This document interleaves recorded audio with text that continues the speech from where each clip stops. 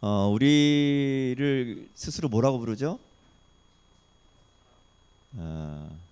여러분 뭐라고 불러요? 그리스도인 이렇게 부르죠. 그리스도인. 그렇게 안 부르는군요. 교회 다니는 사람 뭐 이렇게 부르나요? 그리스도인 또는 예수 믿는 사람, 뭐 제자, 뭐 이렇게 여러 가지로 부르죠. 특별히 예수 믿는 사람들을 이렇게 부를 때 통칭해서 그리스도인이라고 말이 부릅니다.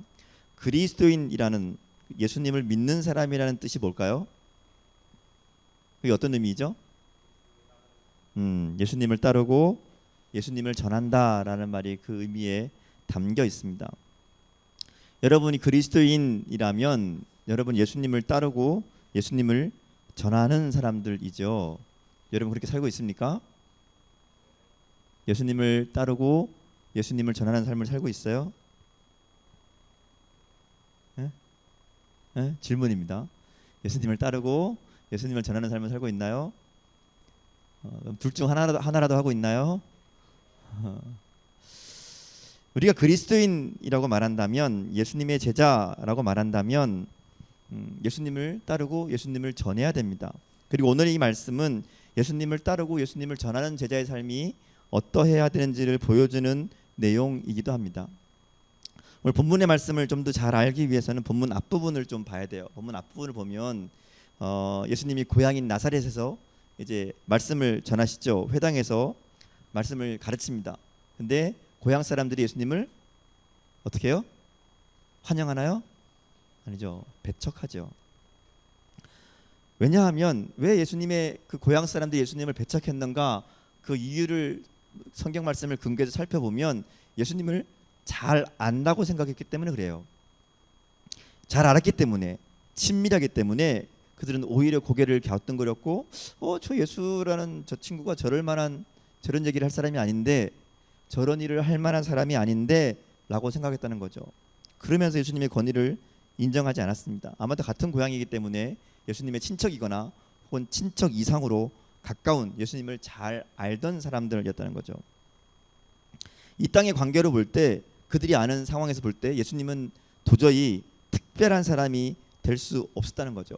그래서 눈앞에 있는 메시아를 보고도 그 메시아인 줄을 알지 못했다는 겁니다. 깨닫지 못했다는 거예요. 왜냐하면 자기들이 봐왔던, 자기들이 알고 있던 자기들의 가치관으로 삶을 판단하고 분별하고 살아왔고, 예수님을 바라볼 때에도 자기가 가지고 있던 가치관, 자기가 가지고 있던 그 시선으로만 예수님을 바라봤다는 거죠. 성경에 보면 예수님에 대해서 굉장히 이상하다고 생각해요.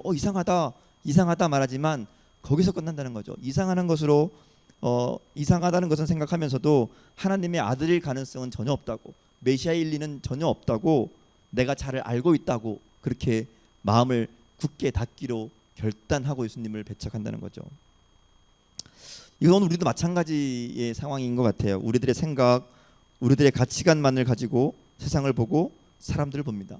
신앙도 내 생각 안에서만 믿으려고 하죠. 내가 이해할 수 있는 범위 안에서, 내가 동의할 수 있는 범위 안에서만 믿으려고 그래요. 그러다 보니까 신앙이 한계에 부딪힙니다. 믿음의 역사를 경험하지 못한다는 거죠.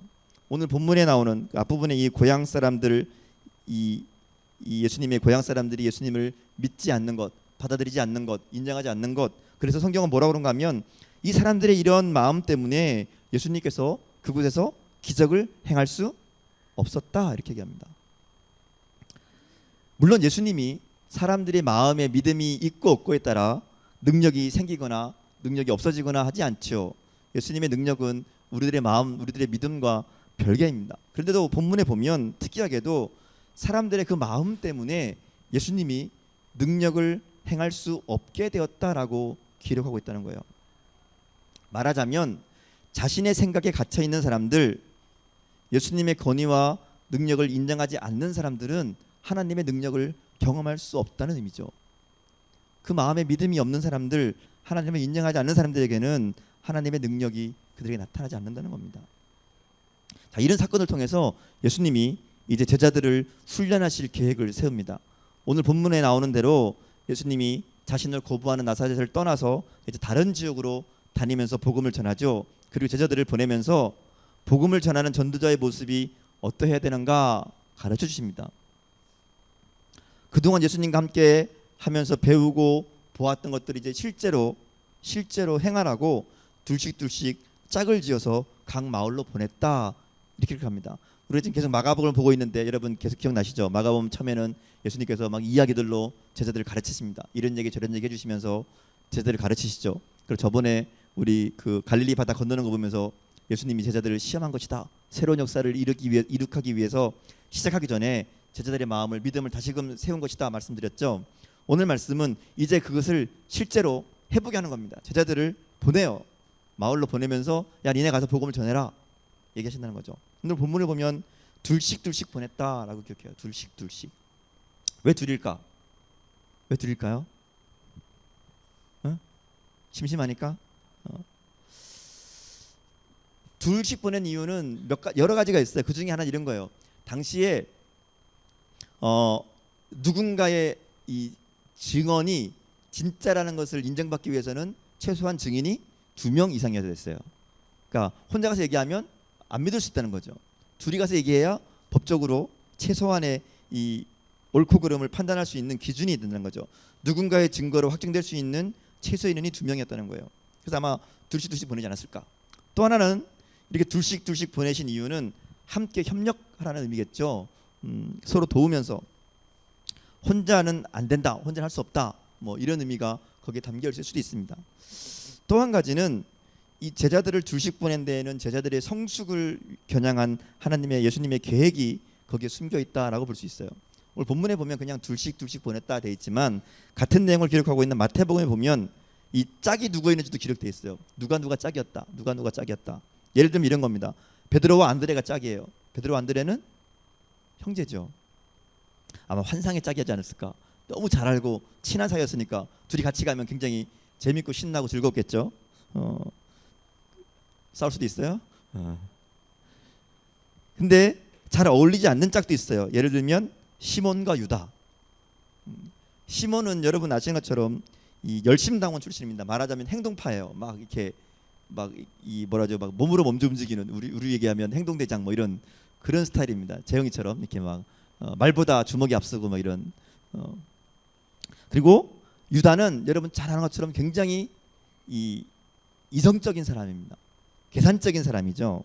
치밀한 사람이었어요. 말하자면 정반대입니다. 이 두 사람을 같이 짝지어 보냅니다. 어떻게 됐을까요? 서로 이해를 못하죠. 쟤는 왜 저럴까? 서로 이해를 못하는 희한한 짝이었습니다. 고민도 많을 거고 서로를 생각하면서 어떻게 함께 일을 할까? 그러다 보면 뭘까요?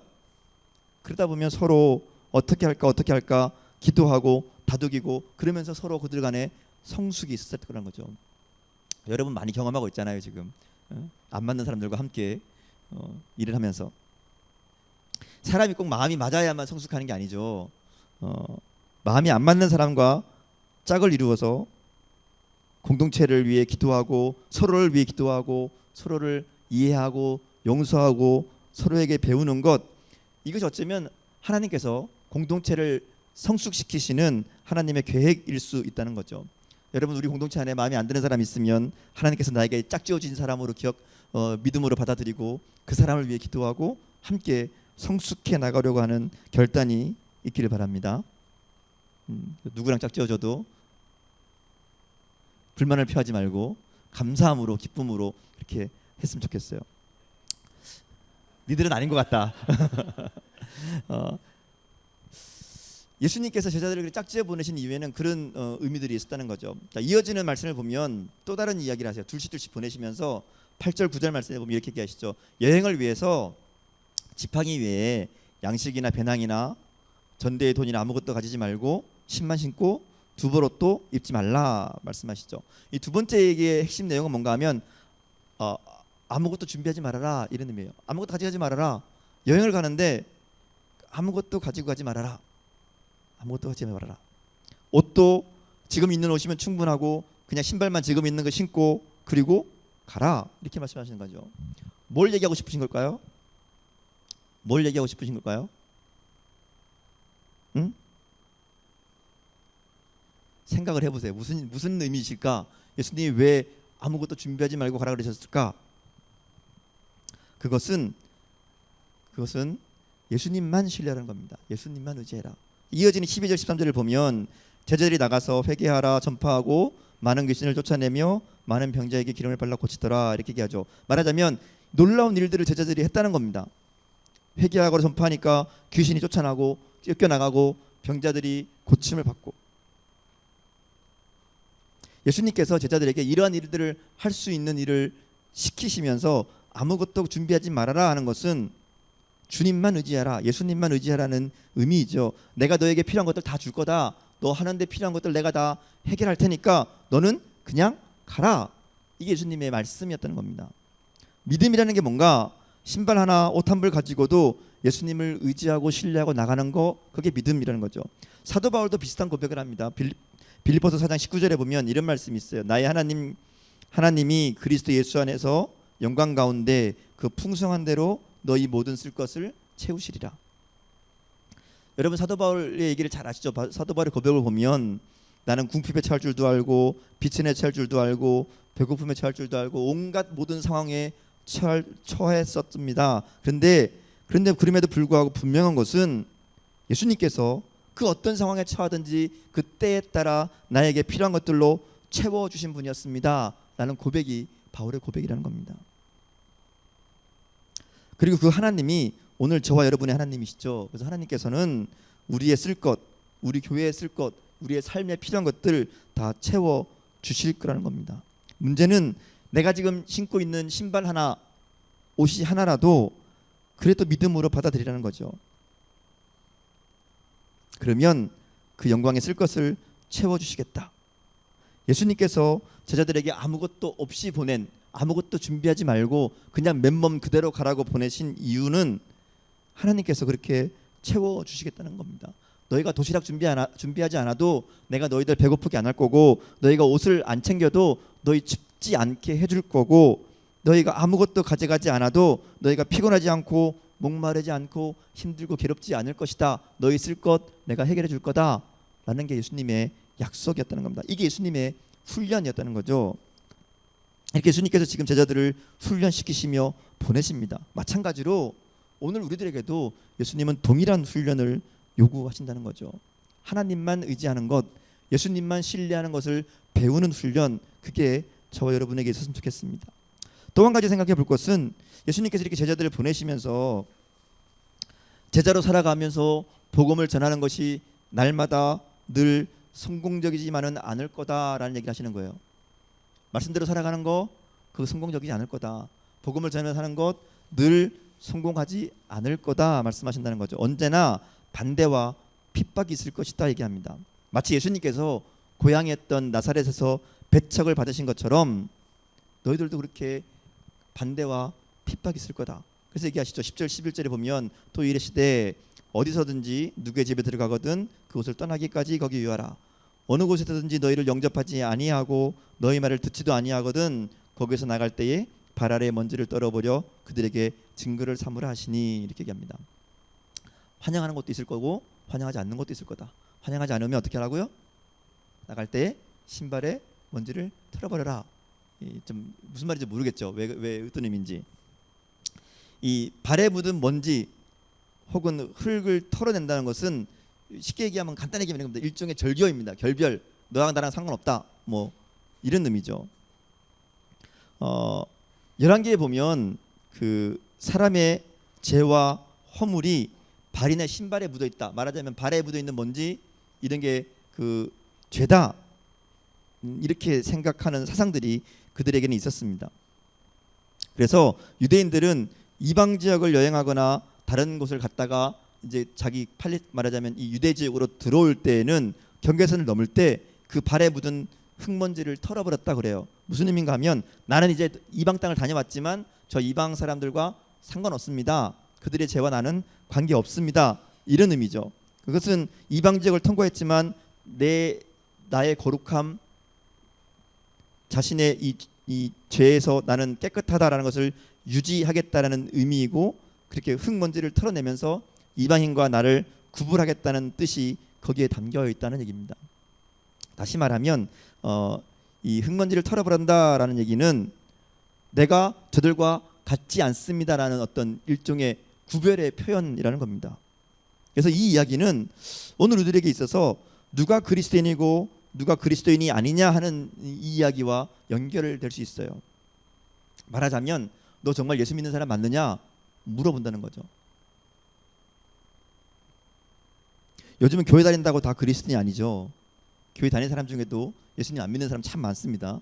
여기에도 있는지 모르겠어요. 예수님 안 믿고 교회만 다니는 사람. 옛날에는 교회만 나오면 다 예수님 믿는 사람이라고 생각을 했었어요. 요즘은 그렇지 않죠. 단지 교회 나오느냐 아니냐로 크리스천이냐 비크리스천이 나누는 것은 의미가 없죠. 정말 예수님을 믿는 그리스도인인가 아닌가를 구분하는 기준은 그 삶의 가치와 방향이 하나님의 뜻에 합당한가라는 것을 볼 수 있어요. 그 삶의 가치와 방향을 하나님의 방식에 맞추고 하나님의 뜻대로 살고 있는가 그렇지 않은가. 여러분 예수님의 제자들이 나가서 전한 게 뭐였죠? 뭐 정했다 그랬어요? 보면 회개하라라고 전했다죠. 회개하라. 회개라는 것이 생각과 가치관과 사는 방식을 바꾸는 게 회개죠. 세상의 가치관, 세상의 생각, 세상의 삶의 방식을 예수님의 생각, 예수님의 방식으로 바꾸는 것 그게 회개고요. 그렇게 바꾸어진 예수님의 가치를 받아들이고 예수님의 방법, 예수님의 생각을 받아들이고 그렇게 살겠습니다. 그렇게 살아가겠습니다. 결단하는 사람들이 구원받은 하나님의 자녀들이라는 겁니다. 그래서 하나님의 방법으로 하나님의 뜻대로 사는가 아니면 내 욕심과 세상의 기준, 세상의 가치관을 따라 살아가는가 그것을 확인하고 점검하는 것이 자기 발에 묻은 흙을 터는 것과 같은 의미라는 거죠. 그리고 나가서 우리가 그 복음을 전해야 된다. 그리고 만약 영접하지 않는다면 그대로 주저앉아서 거기에 똑같이 그렇게 살 것이 아니라 신발의 흙을 틀어버리고 선언하며 나와야 된다는 거죠. 신발의 흙을 틀어버리라는 것은 그런 의미예요. 내가 그들과 똑같지 않습니다. 나는 다른 삶을 살겠습니다. 라는 그런 증거라는 겁니다. 나는 여러분의 그 당신들의 예수님을 영접하지 않는 그 죄악에 참여할 수 없습니다. 라는 고백이라는 것이죠. 그렇다고 해서 이게 복음을 듣지 않은 사람들을 이렇게 배척하라, 뭐 절교해라, 만나지 말아라 이런 의미가 아니라 그들의 냉대와 그들의 거절에도 불구하고 계속해서 복음을 전해야죠. 사랑을 실천하고 주님 앞에 서는 날 그날을 준비하라고 계속해서 가르쳐야 됩니다. 경고해야 됩니다. 그러나 그 세상 가운데 그곳 가운데서 그들과 동일하게 살 것이 아니라 나는 그리스도인이라는 것을 나타내며 표현하며 그렇게 살아가라는 거죠. 또 한 가지 이 말씀은 제자들에게 이 신발의 흙을 틀어버리라라고 말한 것은 담대한 마음을 가지라는 의미도 있습니다. 무슨 말인가 하면 자부심을 가지고 복음을 전하는 거죠. 비굴하지 말라는 거예요. 복음을 전하면서 우리가 전하는 그 복음이 얼마나 귀한 것인지를 늘 생각하라는 말입니다. 복음을 예수님을 전하면서 안 믿는다고 안 듣는다고 어떻게 해야지 이렇게 쭈뼛쭈뼛하는 것이 아니라 안 믿어? 그럼 이렇게 그런 담대함이 좀 있어야 된다는 거죠. 내가 얼마나 너희들에게 중요한 것을 귀중한 것을 가르치고 있는 것인지 전하고 있는 것인지를 우리 스스로는 늘 그렇게 생각하며 전해야 된다는 겁니다. 그래서 당당하게 우리에게 있는 복음의 구원의 복음을 전해라 라는 그런 의미가 거기에 담겨 있다고도 볼 수 있습니다. 오늘 제자들을 보내면서 예수님이 그들을 훈련하시는 내용들을 쭉 살펴봤습니다. 함께 협력하면서 서로 돕고 서로의 성장을 위해 힘쓰고 또 무엇보다 주님을 신뢰하는 법을 배우라고 그리고 반대와 핍박에서도 담대히 당당하게 복음을 전하면서 구별된 자의 삶을 살아라 스스로를 지켜라 그렇게 말씀하셨다는 거죠.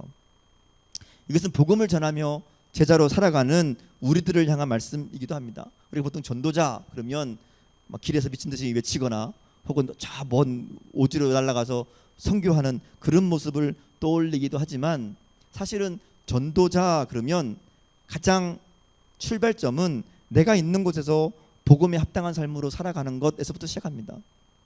내가 살아가는 그 자리, 내가 있는 그 자리 거기에서 복음에 합당한 삶, 그 삶을 살아가는 것 그게 전도자의 삶의 출발이죠.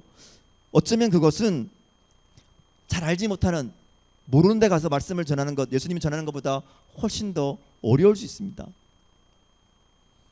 그것은 예수님이 고향에서 배척받으셨던 것처럼 내가 알고 있는 사람들 사이에서 내가 살아가는 그 자리에서 복음을 전하는 것이 훨씬 더 어려울 수도 있다는 것이죠. 사실 그렇습니다. 더 힘들어요. 차라리 모르는 데 가면 모른 척하고 예수님 잘 믿는 척 전할 수 있어요. 예수님 말씀대로 살아가는 것처럼 살 수 있어요. 근데 우리를 잘 아는, 나를 잘 아는 내 가족들, 내 친구들, 그 사이에서 복음에 합당한 사람을 살아가는 것 생각보다 쉽지 않습니다. 어려운 일입니다. 그럼에도 불구하고 주님은 우리를 그곳으로 보내시죠. 우리의 가정 속으로, 우리 학교, 직장, 나를 너무나 잘 알고 있는 사람들 사이로, 내 약점도 다 알고 있고 나의 연약함도 다 알고 있는 그 사람들에게로 저 여러분을 보내십니다. 그들에게 복음을 전하고 그들에게 하나님의 영광을 나타내고 그들 가운데 복음에 합당한 자로 살아가라고 예수님 말씀한다는 것이죠. 아예 모르는 사람들이라면 그런 척이라도 할 수 있죠. 오늘 우리가 살아가야 될, 우리가 복음을 전해야 될 그 자리는 그런 게 전혀 통하지 않는 그런 현장입니다. 그렇죠? 그런데 오늘 주님 말씀을 잘 기억하시기 바랍니다. 그렇게 힘들고 어려운 현장이지만 우리를 그곳에 혼자 보내지 않으십니다. 우리를 하여금 공동체를 이루게 하셨죠. 함께 전하게 하셨습니다. 그러니 우리 공동체 속에서 함께 서로 사랑을 나누고 격려하고 아픔과 어려움을 나눌 수 있길 바랍니다. 그리고 제자들처럼 서로를 성장시킬 수 있는 그런 훈련과 성숙의 장이 우리 청년부가 됐으면 좋겠어요. 그래서 이곳에서 함께 교제하고 힘을 얻고 격려하고, 그래서 여러분의 삶의 자리로 그렇게 나아갈 수 있는 그곳에서 복음을 전하고 복음에 합당한 삶을 살아갈 수 있도록 힘을 주는 그곳이 우리 청년부가 됐으면 좋겠습니다. 또 한 가지는 내가 가진 것, 내가 준비한 것을 의지하는 것이 아니라 주님을 의지하는 법을 좀 배울 수 있으면 좋겠어요. 우리가 요즘 계속 믿음 얘기하잖아요. 믿음이 뭔지. 근데 사실 믿음, 예수님을 믿는 믿음, 그 믿음이면 다 된다는 거죠. 예수님이 오늘 말씀하시는 게 그것이고 예수님이 원하시는 게 그거예요. 다른 거 준비하지 말아라, 뭐 이것저것 챙기지 말아라, 오직 나만 믿어라, 나만 신뢰하고 나만 바라보고 나가라, 그러면 내가 책임지겠다. 이게 오늘 예수님의 말씀입니다. 근데 우리는 이거를 알고 듣고 배우는데 잘 못해요. 안 돼요. 그래서 내 삶에서 주님만을 신뢰하는 법을 연습하고 배워갈 수 있기를, 날마다 하나하나 내가 가진 것들을 조금씩 더 내려놓고 예수님을 신뢰하는 법을 배워가는 훈련이 저 여러분에게 있으면 좋겠습니다. 마지막으로 우리가 만나는 반대를 두려워하지 말고 담대히 전할 수 있으면 좋겠어요. 그들은 우리를 이해하지도 알아주지도 들어주지도 않을 수 있어요. 그러나 여러분에게 있는 그 복음, 여러분에게 있는 예수님의 그 복음은 그 무엇과도 바꿀 수 없는 귀중한 것임을 잊지 말았으면 좋겠습니다. 세상의 반대에, 그들의 조롱에, 그들의 유혹에 흔들리지 말고 우리의 믿음을 지키고 나에게 다가오는 죄악의 먼지들을 털어버리고 세상을 향해 회개의 복음을 선포하고 담대히 나갈 수 있었으면 좋겠습니다. 바로 그때 주님께서 성령 우리와 함께 하시고 우리에게 귀신을 제어하고 세상을 변화시킬 능력을 더하여 주신다고 말씀합니다. 내가 하는 것이 아니라 주님이 하시기에 우리는 넉넉히 이길 수 있음을 믿음으로 고백하면서 세상 가운데, 우리의 삶의 현장 가운데 예수님을 증거하고 믿음으로 나가는 저 여러분의 삶이 되었으면 좋겠습니다. 말씀을 기억하면서 함께 기도하겠습니다.